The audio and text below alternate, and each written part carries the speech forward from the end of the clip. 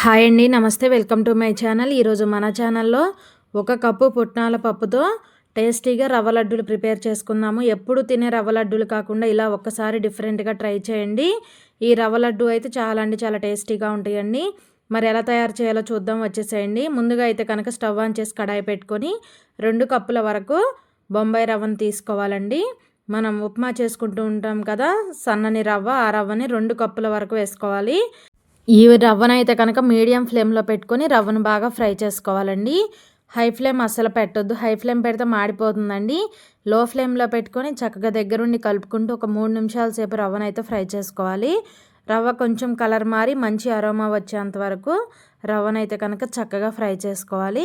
రవ్వ ఈ విధంగా ఫ్రై అయిన తర్వాత మనం ఏ కప్పుతో రవ్వను తీసుకున్నామో సేమ్ అదే కప్పుతో 1 కప్పు వరకు పుట్నాల పప్పు తీసుకోవాలండి. 2 కప్పుల రవ్వకి 1 కప్పు పుట్నాల పప్పు అయితే సరిపోతాయి. ఇలా పుట్నాల పప్పును కూడా వేసుకొని ఈ పప్పును కూడా ఒక 2 నిమిషాల సేపు ఫ్రై చేసుకోవాలి. మనకి ఇవి వేయించిన పుట్నాలేవి కాబట్టి ఎక్కువ టైం పట్టదండి.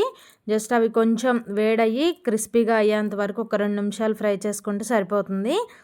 ఈ విధంగా పుట్నాల పప్పు కూడా ఒక 2 నిమిషాలు ఫ్రై చేసుకున్న తర్వాత స్టవ్ ఆఫ్ చేసేసి వీటినైతే కనుక కొంచెం సేపు చల్లారనిద్దాము.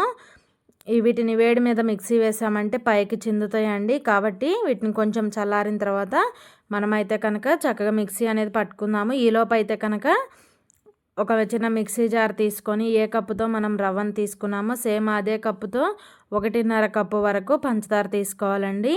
2 కప్పుల రవ్వకి మనకి 1.5 కప్పు పంచదార అనేది సరిపోతుంది. అలాగే మంచి ఫ్లేవర్ కోసం ఒక 2 యాలకులను కూడా వేసి మూత పెట్టి వీలైనంత మెత్తగా గ్రైండ్ చేసుకోవాలి. మనకి ఎక్కడా కూడా పంచదార అనేది పలుకులు తగలకూడదండి. బాగా మెత్తని పౌడర్ లాగా అయితే గ్రైండ్ చేసుకోవాలి. ఇలా గ్రైండ్ చేసుకుని ఈ పౌడర్ని అయితే ఒక బౌల్లో వేసుకుందాము.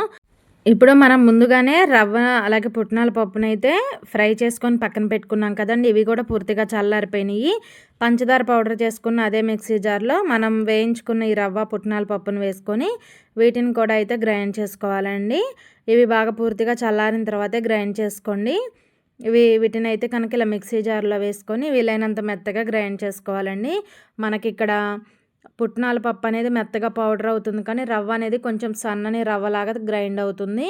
ఇలా గ్రైండ్ చేసుకున్న ఈ రవ్వ మిశ్రమాన్ని అయితే కనుక మనం ముందుగానే పంచదార పౌడర్ వేసి ఒక బౌల్లో పెట్టుకున్నాం కదా, అదే బౌల్లో ఈ శనగపప్పు అలాగే బొంబాయి రవ్వ మిశ్రమాన్ని వేసుకొని 2 కూడా కలిసే విధంగా బాగా కలుపుకోవాలి.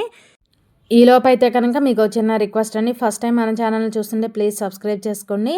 అలాగే వీడియో నచ్చితే కనుక ఒక చిన్న లైక్ చేయడం అస్సలు మర్చిపోవద్దు. చూడండి, ఇవి 2 కూడా కలిసే విధంగా బాగా కలుపుకున్న తర్వాత ఈ బౌల్ని అయితే కనుక మనం పక్కన పెట్టుకుందాము. ఇప్పుడైతే కనుక స్టవ్ ఆన్ చేసుకొని ఒక కడాయి పెట్టుకొని ఇందులో 3 స్పూన్ల వరకు నెయ్యిని వేసుకోవాలి. మనం చేసుకునే స్వీట్ రెసిపీ కాబట్టి కొంచెం నెయ్యి ఉంటే టేస్ట్ బాగుంటుందండి. ఇలా నెయ్యి వేసిన తర్వాత నెయ్యిని అయితే కనుక పూర్తిగా కరిగించుకోవాలండి. నెయ్యి బాగా పూర్తిగా కరిగిన తర్వాత మనం ముందుగా గ్రైండ్ చేసుకున్న రవ్వ శనగపప్పు మిశ్రమం ఉంది కదా, వాటిని అయితే కనుక ఇలా నేతిలో ఒక 3 నిమిషాల సేపు ఫ్రై చేసుకోవాలి. మనం ఇలా ఫ్రై చేస్తూ ఉన్నామనుకోండి, మనం పంచదార పౌడర్ కూడా వేసాం కదా, ఈ వేడికి కొంచెం పంచదార పౌడర్ అనేది కరిగి మనకి లడ్డూలు చుట్టుకోవడానికి అయితే వీలుగా ఉంటుందండి. ఒక 3 నిమిషాల పాటు మీడియం ఫ్లేమ్లో పెట్టుకొని బాగా ఫ్రై చేసుకుంటూ ఉండాలి.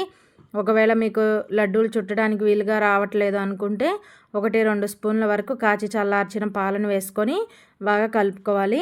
ఒక 3 నిమిషాలు ఇలా కలుపుతూ ఉన్నామనుకోండి, చక్కగా మనకి ఆ పంచదార పౌడర్ అంతా కూడా మెల్ట్ అయ్యి లడ్డూలు చుట్టుకోవడానికి వీలుగా ఉంటుందండి. ఇలా ఉన్నప్పుడు అయితే కనుక స్టవ్ ఆఫ్ చేసేసి ఈ మిశ్రమాన్ని అయితే కనుక మనం పక్కన పెట్టుకుందాము.